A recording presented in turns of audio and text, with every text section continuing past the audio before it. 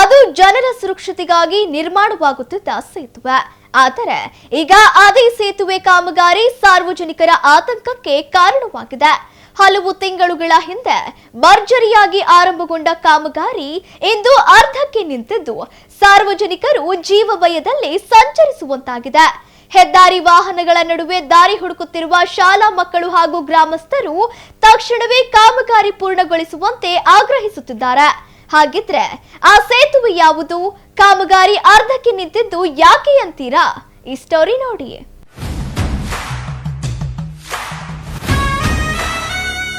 ಹಳೆ ಕುಂದುವಾಡದ ರಾಷ್ಟ್ರೀಯ ಹೆದ್ದಾರಿ ಸೇತುವೆ ಕಾಮಗಾರಿ ವಿಳಂಬ.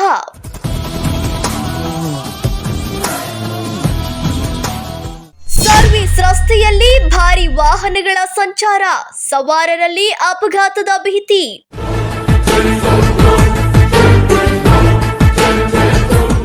ಶಾಲಾ ಮಕ್ಕಳ ಸಂಚಾರಕ್ಕೆ ತೀವ್ರ ತೊಂದರೆ, ಪೋಷಕರಲ್ಲಿ ಹೆಚ್ಚಿದ ಆತಂಕ.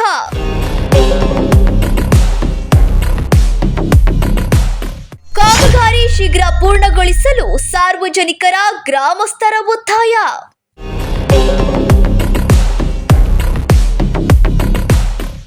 ಹೀಗೆ ಅಪಾಯದ ನಡುವೆಯೇ ರಸ್ತೆ ದಾಟುತ್ತಿರುವ ಶಾಲಾ ಮಕ್ಕಳು, ವಾಹನಗಳ ನಡುವೆ ಸಂಚರಿಸಲು ಹರಸಾಹಸ ಪಡುತ್ತಿರುವ ಸಾರ್ವಜನಿಕರು.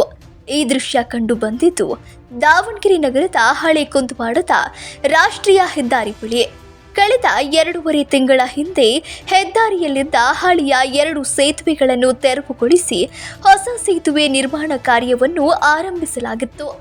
ಆರಂಭದಲ್ಲಿ ಕಾಮಗಾರಿಗೆ ಕಬ್ಬಿಣ ಅಳವಡಿಕೆ ಸೇರಿದಂತೆ ಕೆಲ ಕೆಲಸಗಳು ಭರದಿಂದ ನಡೆದಿದ್ದು, ತದನಂತರ ವಿವಿಧ ಕಾರಣಗಳನ್ನು ನೀಡಿ ಅಧಿಕಾರಿಗಳು ಕಾಮಗಾರಿಯನ್ನು ಸ್ಥಗಿತಗೊಳಿಸಿದ್ದಾರೆ ಎಂದು ಸ್ಥಳೀಯರು ಆರೋಪಿಸುತ್ತಿದ್ದಾರೆ.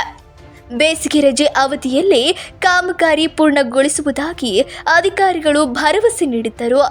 ಆದರೆ ಈಗ ಶಾಲೆಗಳು ಆರಂಭವಾದರೂ ಸೇತುವೆ ಕಾಮಗಾರಿ ಮಾತ್ರ ಪೂರ್ಣಗೊಂಡಿಲ್ಲ. ಜೊತೆಗೆ ಹಳೆಯ ಸೇತುವೆಯನ್ನು ತೆರವುಗೊಳಿಸಿರುವುದರಿಂದ ಶಾಲಾ ಮಕ್ಕಳು ಪ್ರತಿದಿನ ಅಪಾಯದ ನಡುವೆಯೇ ಸಂಚರಿಸುವ ಪರಿಸ್ಥಿತಿ ನಿರ್ಮಾಣವಾಗಿದೆ. ಇನ್ನೂ ಸ್ವಲ್ಪ ಯಾಮಾರಿದರೂ ಜೀವಕ್ಕೆ ಕುತ್ತು ಬರುವ ಆತಂಕ ಪೋಷಕರಲ್ಲಿ ಮನೆ ಮಾಡಿದೆ. ಮಾಧ್ಯಮದ ಸ್ನೇಹಿತರೆ, ಹಳೆ ಕುಂದುವಾಡ ಗ್ರಾಮದ 25 ವರ್ಷದ ರಾಷ್ಟ್ರೀಯ ಹೆದ್ದಾರಿ ಹೋರಾಟ.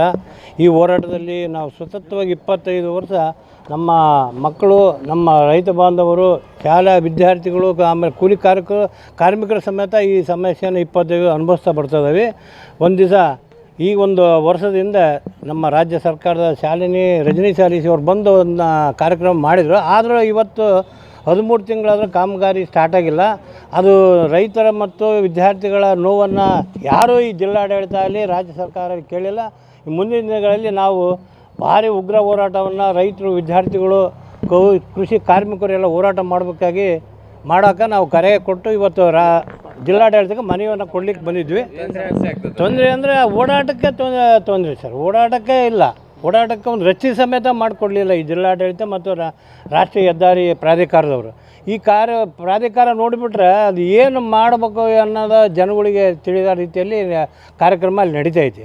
ಇವತ್ತು 4-5 ತಿಂಗಳು ಮಾಡ್ತಾವಂತ ನಮ್ಮ ಒಪ್ಪಿಗೆ ತಗೊಂಡು ಕಾರ್ಯಕ್ರಮ ಸ್ಟಾರ್ಟ್ ಮಾಡಿದ್ವಿ. ಇವತ್ತಿನವರೆಗೆ ಒಂದು ಇಡೀ ಬಂದು ನೀವು ನೋಡ್ಬೋದು, ಮಾಧ್ಯಮದ ಸ್ನೇಹಿತರು ನೋಡ್ಬೋದು, ಜಿಲ್ಲಾಡಳಿತ ನೋಡ್ಬೋದು.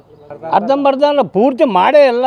ಮಾಡೋದೇನು ಅದಾಗ ಅರ್ಧಂಬರ್ಧ ಇಲ್ಲ ನಡೆದೈತಿ, ಅರ್ಧಂಬರ್ಧನೂ ಇಲ್ಲ. ಅನಾಹುತಗಳಂದ್ರೆ 100 ಅನಾಹುತಗಳಾಗಿದ್ದಾವೆ, ಶಾಲಾ ಮಕ್ಕಳಾಗಿದ್ದಾವೆ, ದಿನ ಅಪಘಾತಗಳು ಆಗ್ತದವೆ. ಇದನ್ನು ಇನ್ನೂ ಯಾವ ದಿನ ನಾವು ಈ ಕಷ್ಟನ ಅನುಭವಿಸ್ಬೇಕು ಗೊತ್ತಾಗ್ತಲ್ಲ. ಶಾಲಾ ಮಕ್ಕಳಿಗೆ ಬಿಡ್ರಿ, ಅದು ಹೇಳ್ಬಾರ್ದು. ಆಮೇಲೆ ರೈತರಿಗೂ ಅಷ್ಟೇ. ನಾವು ಯಾಕಂದ್ರೆ ರೈತರು ಅಲ್ಲಿಂದ ಹೋಗೋದು ಬರೋದು, ರಾತ್ರಿ ಸರ್ವತ್ನಾಗ 12 ಗಂಟೆ ನೀರು ಕಟ್ಟಕ್ಕೆ ಹೋಗೋದು. ಆದರೆ ಎಷ್ಟು ಸಮಸ್ಯೆ ಯಾರು ಕೇಳಬೇಕು? ಜಿಲ್ಲಾಡಳಿತ ಅಂತ ಬಿಡು, ಅದಕ್ಕೆ ಕಿವಿನೂ ಇಲ್ಲ, ಕಣ್ಣು ಇಲ್ಲ ಅಂತ ಕೆಟ್ಟ ಜಿಲ್ಲಾಡಳಿತ ಈ ನಮ್ಮ ಜಿಲ್ಲೆಯಲ್ಲಿದೆ. ಆಮೇಲೆ ಇಲ್ಲಿರೋಂಥ ಜನಪ್ರತಿನಿಧಿಗಳು ಅಷ್ಟೇ. ಜನಪ್ರತಿನಿಧಿಗಳಂದ್ರೆ ಬಿಡ್ರಿ, ಅವರಿಗೆ ಕಿವಿ ಆಯಿತು, ಕಣ್ಣಾಯಿತು, ನಾವಂತೂ ನೋಡಿಲ್ಲ. ಆ ಮನುಷ್ಯರಿಗೆ ಅವರಿಗೆ ಗೊತ್ತೇ ಅಲ್ಲ ಬಿಡು. ಹೃದಯ ಅಂತಕ್ಕಂಥ ಮೊದಲೇ ಗೊತ್ತಿಲ್ಲ ಅವರಿಗೆ. ಬಡವರ ರೈತರ ಕಷ್ಟ ಸುಖ, ವಿದ್ಯಾರ್ಥಿಗಳ ನೋವೇ ಮೊದಲೇ ಗೊತ್ತಿಲ್ಲದ ಜನ ಇಲ್ಲಿ ಆಡಳಿತ ಮಾಡ್ತಾಯಿದ್ದಾರೆ. ಇನ್ನೊಂದೆಡೆ ಸೇತುವೆ ಕಾಮಗಾರಿ ಅರ್ಧಕ್ಕೆ ನಿಂತಿರುವ ಕಾರಣ ಹೆದ್ದಾರಿಯಲ್ಲಿ ಚಲಿಸುವ ಭಾರಿ ವಾಹನಗಳನ್ನು ಸರ್ವಿಸ್ ರಸ್ತೆಯಲ್ಲೇ ಸಂಚರಿಸುತ್ತಿವೆ. ಇದರಿಂದಾಗಿ ರೈತರು, ವಿದ್ಯಾರ್ಥಿಗಳು ಹಾಗೂ ಸಾರ್ವಜನಿಕರಿಗೆ ಸಾಕಷ್ಟು ತೊಂದರೆ ಉಂಟಾಗುತ್ತದೆ. ಈ ರಸ್ತೆಯಲ್ಲಿ ಪ್ರತಿನಿತ್ಯ ಸಣ್ಣ ಪುಟ್ಟ ಅಪಘಾತಗಳು ಸಂಭವಿಸುತ್ತಲೇ ಇದ್ದು ದೊಡ್ಡ ದುರಂತವೊಂದು ಸಂಭವಿಸುವ ಮುನ್ನವೇ ಸಂಬಂಧಪಟ್ಟ ಅಧಿಕಾರಿಗಳು ಎಚ್ಚೆತ್ತುಕೊಳ್ಳಬೇಕಿದೆ. ಕೂಡಲೇ ಸೇತುವೆ ಕಾಮಗಾರಿಯನ್ನು ಪುನರಾರಂಭಿಸಿ ಮುಂದಿನ 2-3 ತಿಂಗಳೊಳಗೆ ಪೂರ್ಣಗೊಳಿಸಬೇಕು. ಇಲ್ಲವಾದರೆ ಅಧಿಕಾರಿಗಳ ವಿರುದ್ಧ ಕುಂದುವಾಡ ಗ್ರಾಮಸ್ಥರು ಉಗ್ರ ಹೋರಾಟ ನಡೆಸಲಾಗುವುದು ಎಂದು ಎಚ್ಚರಿಕೆ ನೀಡಿದರು. ನ್ಯಾಷನಲ್ ಹೈವೇಯ ಒಂದು ಅಧಿಕಾರಿಗಳು ಈಗಾಗಲೇ 12-13 ತಿಂಗಳಾದರೂ ಕೂಡ ಬ್ರಿಡ್ಜನ್ನು ನೋಡೋದು ನಾವು ಹೋದ ಸರಿ ಸ್ಟಾರ್ಟ್ ಮಾಡೇ ಈಗಲೇ ಹೈವೇದವ್ರು ನಾವು ರೋಡ್ ಬಂದ್ ಆದಮೇಲೆ ರೋಡ್ ಸ್ಟಾರ್ಟ್ ಮಾಡಿದ್ರು. ಅವ್ರು ಹೋದ ಸರಿ ಹೋರಾಟ ಮಾಡಿ ನಮ್ಮ ಊರಿನ ಭಾಗದ ಸುತ್ತಮುತ್ತಲು ಎಲ್ಲರೂ ಬಂದು ಇಲ್ಲಿ ಓಡಾಡೋಕ್ಕೆ ಭಾಳ ತೊಂದರೆ ಆಗಿದೆ ಅಂತಂದು ಹೋರಾಟ ಮಾಡಿದ ಮೇಲೆ ನಮ್ಮ ಊರಿನ ಎಲ್ಲರನ್ನೂ ಜೈಲಿಗೆ ಹಾಕಿ ಎಲ್ಲ ಹೋರಾಟ ಮಾಡಿದ ಮೇಲೆ ಅಲ್ಲಿ ಕೆಲಸ ಸ್ಟಾರ್ಟ್ ಮಾಡಿದರು. ಅದಾದ ನಂತರ ಅದೇನಾಯ್ತು ಏನೋ ಗೊತ್ತಿಲ್ಲ, ಬ್ರಿಡ್ಜನ್ನೆಲ್ಲ ಒಡೆದು ಕಬ್ಬಣ ಒಂದು ಕಟ್ಟಿದ್ದು ಬಿಟ್ಟರೆ ಬೇರೆ ಯಾವುದೇ ಕಾಮಗಾರಿಯಲ್ಲಿ ಪ್ರಾರಂಭ ಆಗಿಲ್ಲ. ಯಾಕಂತಂದ್ರೆ ಅಲ್ಲಿನ ನ್ಯಾಷನಲ್ ಹೈವೇ ಇಂಜಿನಿಯರ್ಗಳು ಪದೇ ಚೇಂಜ್ ಆಗ್ತಾರೋ ಅಥವಾ ಕಾಂಟ್ರಾಕ್ಟ್ಗಳು ಚೇಂಜ್ ಆಗ್ತಾರೋ ಏನೋ ಗೊತ್ತಿಲ್ಲ. ಒಟ್ಟು ಅಲ್ಲಿ ಕೆಲಸ ಅಂತರಕ್ಕೂ ಆರಂಭವಾಗಿಲ್ಲ. ವಿದ್ಯಾರ್ಥಿಗಳಿಗೆ ಆಗ ಅಲ್ಲಿರ್ತಕ್ಕಂಥ ಮನೆ ಹೋಗ್ತಕ್ಕಂಥ Benahalli ಬನ್ಕೋಡು national highway state ಹೈವೇಗೆ touch ಇರ್ತಕ್ಕಂಥ ರಸ್ತೆ ಅದು ಭಾಳ ತೊಂದರೆ ಆಗಿದೆ. ಜನಗಳು ದಿನ ಆಕ್ಸಿಡೆಂಟ್ ಆಗ್ತಾ ಇದ್ದಾವೆ. ಅಲ್ಲಿ ನ್ಯಾಷನಲ್ ಹೈವೇ ಅಧಿಕಾರಿಗಳು ಅಲ್ಲಿ ಸರ್ವಿಸ್ ರೋಡ್ನಲ್ಲಿ ಅಟ್ಲೀಸ್ಟ್ ರೋಡ್ ಅಂಶ ಹಾಕಿದ್ದಾರೆ. ಅಲ್ಲಿ ಒಂದು ಮಾರ್ಕನ್ನು ಮಾಡಿದರೆ ಗೊತ್ತಾಗೋ ರೀತಿಯಲ್ಲಾದರೂ ಮಾಡಿದರೆ ಅವ್ರಿಗೆ ತೊಂದರೆ ಆಗದಂಗೆ ಆಕ್ಸಿಡೆಂಟ್ಗಳಾದರೂ ಕಮ್ಮಿ ಆಗ್ತವೆ. ಆದ್ದರಿಂದ ಬೇಗನೆ ಅದೇನು ಏನು ಹಣಕಾಸಿನ ತೊಂದರೆಯಿಂದನೋ ಅಥವಾ ಏನು ರಿಮಾರ್ಕ್ ಮಾಡಿದಾರೋ ಆ ಬ್ರಿಡ್ಜನ್ನು ಯಾವ ರೀತಿ ಅದನ್ನ ಕೆಲಸ ಆಫ್ ಆಗಿ ಇದನ್ನು ಮಾಡಿದ್ದಾರೆ, ಅದನ್ನ ಸ್ಟಾಪ್ ಮಾಡಿದ್ದಾರೆ. ಯಾಕೆ ಅಂತ ಗೊತ್ತಾಗ್ತಾ ಇಲ್ಲ. ಹಣದ ಕೊರತೆಯೋ ಅಥವಾ ಬೇರೆ ಇನ್ಯಾವುದೋ ಏನು ಇಂಜಿನಿಯರ್ಗಳು ಚೇಂಜ್ ಆಗಿದ್ರು, ಕಾಂಟ್ರಾಕ್ಟ್ಗಳು ಚೇಂಜ್ ಆಗಿದ್ರು, ಪಾಪ ಅಲ್ಲಿ ವಾಸಿಸ್ತಕ್ಕಂಥ ರೈತರಿಗೆ ಅಲ್ಲಿರ್ತಕ್ಕಂಥ ಗ್ರಾಮಸ್ಥರಿಗೆ ಯಾರಿಗೆ ಒಂದು ಏನು ಗೊತ್ತಾಗ್ತಾ ಇಲ್ಲ. ಆದ್ದರಿಂದ ಬೇಗನೆ ಅವ್ರ ಕೆಲಸ ಆರಂಭ ಮಾಡಲಿಲ್ಲದ್ರೆ ಮುಂದಿನ ದಿನಗಳಲ್ಲಿ ಮತ್ತೆ ರಾಷ್ಟ್ರೀಯ ಹೆದ್ದಾರಿಯನ್ನು ಬಂದ್ ಮಾಡ್ತೀವಿ, ಮತ್ತು ಜಿಲ್ಲಾಧಿಕಾರಿ ಹತ್ರನೂ ಕೂತ್ಕೊಂಡು ನಾವು ಸ್ಟ್ರೈಕ್ ಮಾಡ್ತೇವೆ ಅಂತ ಈ ಇದನ್ನಲ್ಲಿ ಹೇಳ್ತೇವೆ. ಈಗ ಸುಮಾರು ವರ್ಷಗಳಿಂದ ನಾವು ಹೋರಾಟ ಮಾಡ್ತಾನೆ ಬಂದಿದ್ದೇವೆ. ಬೈಪಾಸ್ನಲ್ಲಿ ರಸ್ತೆ ತಡೆ ಆಗಿರ್ಬೋದು ಎಲ್ಲ ಮಾಡ್ಕೊಂತ ಬಂದ್ರೂ ಈಗ 2 ವರ್ಷದಿಂದ ಕೆಲಸ ಸ್ಟಾರ್ಟ್ ಮಾಡ್ತೇವೆ ಅಂತೇಳಿ ಸ್ಟಾರ್ಟ್ ಮಾಡಿದರು. ಸ್ಟಾರ್ಟ್ ಮಾಡಿದ ಮೇಲೆ ಇಂಜಿನಿಯರ್ಗಳು ಪದೇ ಚೇಂಜ್ ಆಗ್ತಿದ್ದಾರೆ.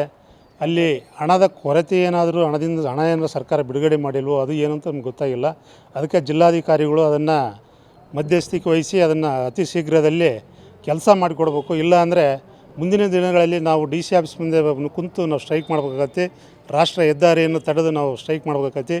ಅಲ್ಲಿ ಸುಮಾರು ಹಳ್ಳಿಗಳು ಓಡಾಡತಕ್ಕಂಥ ಜಾಗ ಅಲ್ಲಿ ಬೇನಹಳ್ಳಿ ಆಗಿರ್ಬೋದು, ಬನ್ಕೋಡು, ಬಾನಹಳ್ಳಿ, ಅದು KHP ಆಗಿರ್ತಕ್ಕಂಥ ಸಾವಿರಾರು ಮನೆಗಳದವು. ಅಲ್ಲಿ ಕೋರ್ಟು ಅಲ್ಲೇ ಆಗ್ತೈತಿ. ಅಲ್ಲಿ ಹೋಗೋರಿಗೆ ಬರೋರಿಗೆ ಭಾಳ ತೊಂದರೆ ಇದೆ. ಆದಷ್ಟು ದಯಮಾಡಿ ಜಿಲ್ಲಾಧಿಕಾರಿಗಳು ಅದನ್ನು ಪರಿಶೀಲನೆ ಮಾಡಿ ಅರ್ಜೆಂಟಾಗಿ ಕೆಲಸ ಸ್ಟಾರ್ಟ್ ಮಾಡಿಸ್ಬೇಕಂತಂದೇಳಿ ಅವರಲ್ಲಿ ಮನವಿ ಮಾಡಿಕೊಡ್ತೀವಿ. ಇಲ್ಲ ಅಂದರೆ ಹೈವೇ ಬಂದ್ ಮಾಡಿ ನಾವು ಸ್ಟ್ರೈಕ್ ಮಾಡಿ ಮತ್ತು ಉಗ್ರವಾದ ಹೋರಾಟವನ್ನು ನಾವು ಮತ್ತೆ ಹಮ್ಮಿಕೋಬೇಕಾಗುತ್ತೆ. ಕೆಲಸ ಅದು ಮಾಡಲಿ, ಸ್ಟಾರ್ಟ್ ಮಾಡಲಿ. ಅವೈಜ್ಞಾನಿಕ ಆಮೇಲೆ ಅದು ನೋಡಿದ್ವಿ, ಅವ್ರ ಪರಿಶೀಲನೆ ಆಮೇಲೆ ಮಾಡಿದ್ರೆ ಆಯಿತು. ಅಷ್ಟು ಹೇಳಿ ನಾನು ಭಾಳ ತೊಂದರೆ ಆಗ್ತಿದೆ ಮಕ್ಕಳಿಗೆ. ಸ್ಕೂಲ್ ಮಕ್ಕಳು ನಮ್ಮವು ಕುಂದವಾಡದವು ಮನೆಗಳೇ ಆ ಕಡೆಗೆ 150 ಮನೆ ಅದಾವು. ಆಮೇಲೆ ಈಗ ಹೊಸ್ದಾಗಿ ಬಂದಿರತಕ್ಕಂಥವು 1000 ಮನೆ KHP ಕಾಲೋನಿಯಾಗ ಅದಾವು. ಅವ್ರು ಅಷ್ಟ್ರಿಗೂ ಭಾಳ ತೊಂದರೆ. ಅಲ್ಲಿ ಅಂಶ ಹಾಕಿದ್ದಾರೆ, ಅದಕ್ಕೆ ಮಾರ್ಕ್ ಹಾಕಿಲ್ಲ. ನನಗೆ ಕಂಡಂಗೆ 4-5 ಜನ ಹೆಣ್ಮಕ್ಳು ಅಂಶ ಹತ್ತಿದ ತಕ್ಷಣ ಹಿಂದಕ್ಕೆ ಹಂಗೆ ಬಿದ್ದಿದ್ದಾರೆ. ನಾವು ಅವ್ರನ್ನ ಆಸ್ಪತ್ರೆಗೆ ಕರ್ಕೊಂಡೋಗಿ ಸೇರಿಸಿದೆ ನಾನು ಒಬ್ಬರನ್ನ. ಈ ಥರ ಭಾಳ ಅಲ್ಲಿ ಅವ್ಯವಸ್ಥೆ ಆಗಿದೆ. ದಯಮಾಡಿ ಅದನ್ನೆಲ್ಲ ಮಾರ್ಕ್ ಮಾಡೋದಾಗಿರಲಿ, ಅಲ್ಲದಲ್ಲಿ ಅಂಶ ಹಾಕೋದಾಗಿರಲಿ, ಅವರು ಏನು ಇದ್ರರು ಹೈವೇ ನ್ಯಾಷನಲ್ ಹೈವೇದವರು ಅದನ್ನು ಮಾಡಿಕೊಡ್ಬೇಕು. ಅತಿ ಶೀಘ್ರದಲ್ಲೇ ಮಾಡಿಕೊಡ್ಲಿಲ್ಲ ಅಂದರೆ ನಾವು ಉಗ್ರವಾದ ಹೋರಾಟವನ್ನು ನಾವು ಮಾಡ್ತೀವಿ. ಒಟ್ಟಿನಲ್ಲಿ ಅಭಿವೃದ್ಧಿಯ ಹೆಸರಿನಲ್ಲಿ ಆರಂಭವಾದ ಸೇತುವೆ ಕಾಮಗಾರಿ ವಿಳಂಬವಾಗಿರುವುದು ಸಾರ್ವಜನಿಕರನ್ನು ಸಂಕಷ್ಟಕ್ಕೆ ತಳ್ಳಿದೆ. ಇನ್ನಾದರೂ ಅಧಿಕಾರಿಗಳು ಎಚ್ಚೆತ್ತುಕೊಂಡು ಹೆಚ್ಚಿನ ಅನಾಹುತಗಳು ಸಂಭವಿಸುವ ಮುನ್ನವೇ ಕಾಮಗಾರಿ ಪೂರ್ಣಗೊಳಿಸಬೇಕು ಎನ್ನುವುದು ನಮ್ಮ ಆಶಯ. ಕ್ಯಾಮರಾಮ್ಯಾನ್ ರಾಕೇಶ್ ಜೊತೆ ಅಣ್ಣೇಶ್ಯಾಮ್, ಒನ್ ಕನ್ನಡ ನ್ಯೂಸ್, ದಾವಣಗೆರೆ.